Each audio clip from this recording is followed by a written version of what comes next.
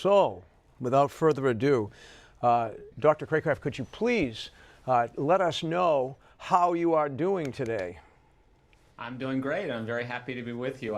As I was telling Claire a few minutes ago off the air, I lived in Waltham, close by you, several years ago when I was in graduate school at Boston College. So it's like vicariously coming home today. Well, it's great to have you with us, and we're getting ready for the telethon. But most importantly, I think this book that you have written is an important one for all of us in this moment in time. It aims to help Catholics transcend partisan political talk, and most Americans would probably agree that our climate is fairly polarized right now. So, Doctor, how did we get to this point?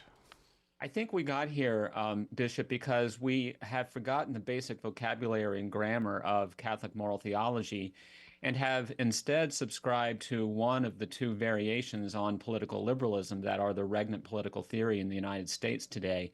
And it's important to note that when I say it that way, as I explain in the book, by liberalism, I don't mean the political ideology of the left in the US. The Democrat Party is what it's usually associated with.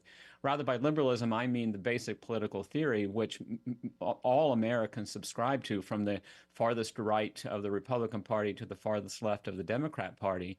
And unfortunately, we Catholics have often found ourselves, sometimes unwittingly, having our moral lives and thus our policy positions or policy preferences formed by one of those two partisan loyalties rather than by the integrity of the gospel and the moral theology of the church. And so that leads to polarization. And this is why, unfortunately, every pew or every poll that's taken shows that Catholics don't skew any differently from the general population on important public policy issues, because many of us have our moral lives formed by something other than the gospel, and therefore our commitments to political parties have preference in the way that we conduct our lives, and that's what I wrote the book to address.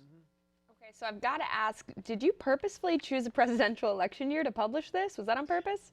We did, Claire. As a matter of fact, that was very intentional. It was our purpose and plan to have the book drop right around the presidential primary, which it did in March. Of course, the presidential primary was uneventful in many ways. What happened afterward, of course, has become more eventful.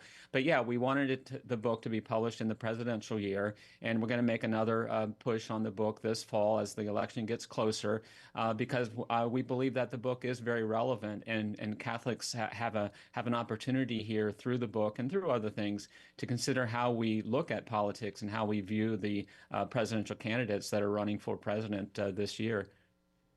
Doctor, the church doesn't make recommendations on who to vote necessarily, but there's, of course, no party that perfectly aligns with Catholic moral teaching. So, as we approach the election, what is a Catholic's role in the political sphere? Can you help us to understand that before we read the book? Yeah, I think it's important to note, Bishop, that the role of the Catholic and the demand to participate in public life should not be reduced merely to politics. We have a tendency in the U.S., and I think it's part of the fabric of what it means to be an American, to think about public life primarily in political terms. What I suggest in the book is that we need to see politics as important, yes, but as subordinated to broader understanding of social involvement and social engagement, which involves civic responsibility. So as Catholic Christians, we have an obligation to public life and to civic life and to participate in the common good. But we have to be careful that we don't understand that all that means is how we vote or what our political opinions are. And so what I call us to do under the doctrine of subsidiarity is to consider other ways in which we can exhibit our commitment and fulfill our commitment to civic life other than politics. Politics is important, yes, but politics is a subcategory of that broader understanding of civic life or social life to which we're called. And that's a richer life. And frankly, it's a life that is closer to the way that we actually live if we think about it. As I suggest in the book, if we think less about politics in our lives, politics might become less important in our lives. And I think that would be a good thing. Beautifully put.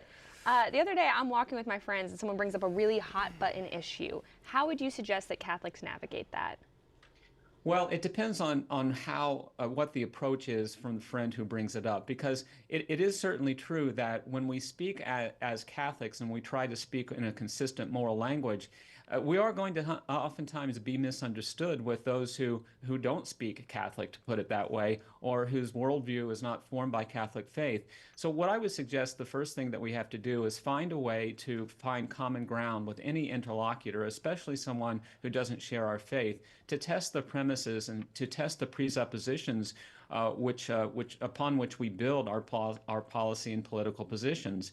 And the tasks, in some senses, even more demanding and more of a challenge with fellow Catholics if those fellow Catholics are actually informed, even inchoately, by something other than the gospel. So, and Claire, what I really think the bottom line in a situation like that is to be humble and charitable. And we don't see a lot of humility and charity in American politics. And I think a revival of humility and charity, both in politics and in our private lives, as we think about policy positions and candidates, would go a long way toward overcoming the rancor that typically characterizes American politics today.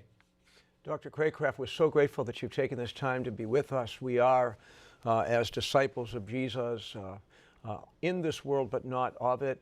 Great resource for Claire, for myself, and for Catholics across the country. Where can people get a copy of the book, Citizens Yet Strangers?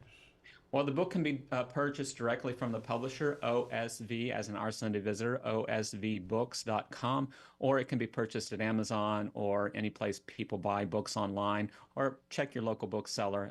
It's often stocked there as well. But osvbooks.com is the first place that I would go if I were to purchase the book. Got it. Perfect. Dr. Kenneth Craycraft, thank you so much for joining us, for writing this book for us, and we still consider you a neighbor. I just want you to know that. Absolutely. Thank you, Bishop. All right. Thank you, God Claire. bless you. Bye.